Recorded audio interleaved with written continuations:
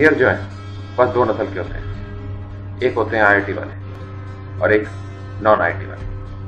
IIT वालों को IITians बुलाते हैं, नॉन आईआईटीएंस का कोई वजूद नहीं होता।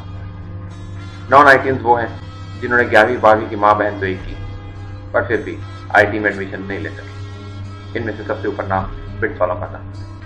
बिट्स वाले उन वेटनरी डॉक्टरों की तरह थे जिनका मेडिकल में एडमिशन नहीं हो पाता था। अपने हालातों को कोसते हुए नॉन आईआईटीएंस ने अपनी ही एक कौम बनाई और खुद को बिट्स बुलाने लगे। ये जो महाभारत पनपने वाली थी, इसका अंदाजा उस वक्त किसी को नहीं था। ये लड़ाई इंजीनियर डॉक्टर की भी नहीं थी, या तो सभी इंजीनियर थे। आईआईटीएंस का दबदबा पूरे हिंदुस्तान पर था। इनके पैकेज और शादी के बाद वाले दहेज की रकम सुन के सबकी फटती थी। वो दबाते थे, बाकी सब दबते थे। जी हाँ, वो दबाते थे, बाकी सब दबते थे। आईआईटीएंस का खुलेआम राज था। दिल्ली और मुंबई के अलावा इनका धंधा चेन्नई, खड़गपुर और कानपुर से चलता था।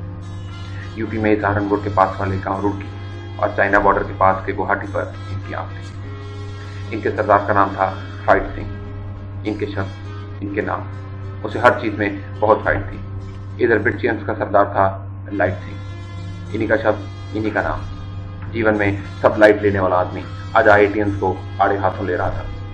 उसने पिलानी को अपना गढ़ बनाया और सारा धंधा वहीं से चलाने लगा। उसने भी पूरे भारत में दबदबा बनाने के चक्कर में हैदराबाद और पार्टी डेस्टिनेशन गोवा में लूटपाट की और वहां से धंधा आगे बढ़ाने लगा। चंद दिनों में धंधा ऐसे पकड़ा कि गोवा और हैदराबाद कैंपस वाले भी खुद को बिट्स पिलानी का ही बोलने लगे। माहौल धीरे धीरे गर्म हो रहा था, पर सुलग का कोयला ऐसे ही नहीं जलता, उसमें हवा फूकनी ही पड़ती है। ये हवा चली आज़ादी दिवस से ठीक एक हफ्ता पहले, 7 अगस्त, बिट्सियंस डे। शाम का छोटा सा बच्चा आज फन फैलाए खड़ा था।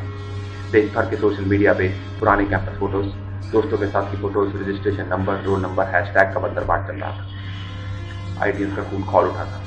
इन्होंने GOW की बजाय GOT की मदद ली और लगे हाथ नेट स्टॉक का मीम शेयर करना शुरू कर दिया। देखते ही देखते एवरीथिंग बिकेम अ रेज। लाइट सिंह शांत रहने वालों में से नहीं था।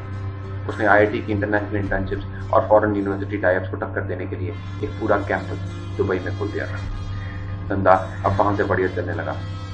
जहां आईआईटी के लौंडे एक्सचेंज प्रोग्राम और फॉरेन इंटर्नशिप के चक्कर में 3-4 महीने ही राशि कर पाते थे, वहां बिट्स के लौंडों ने 4-4 साल गांजा फूकना शुरू किया। जी हाँ, लौंडे। दोनों जगह लौंडियां जाती नहीं पाई जाती। लाइट सिंह शतरंज का मंजा हुआ खिलाड़ी था। उसने मौका देखते ही सस्ते वाले आईआईटी रुड़की और गुवाहाटी को आड़े हाथों लिया।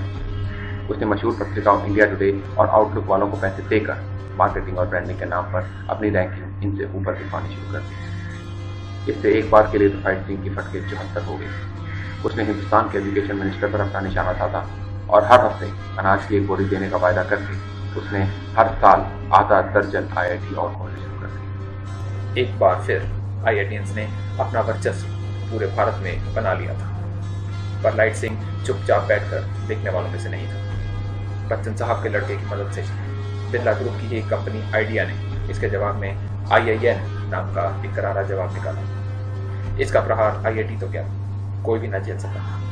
आज भी बच्चे, बूढ़े और जवान सब इस IIN से परेशान थे। देखना यह था कि अब इससे मानव जाति को कौन बचा सकता है। रोपड़ का, धनबाद का, हैदराबाद का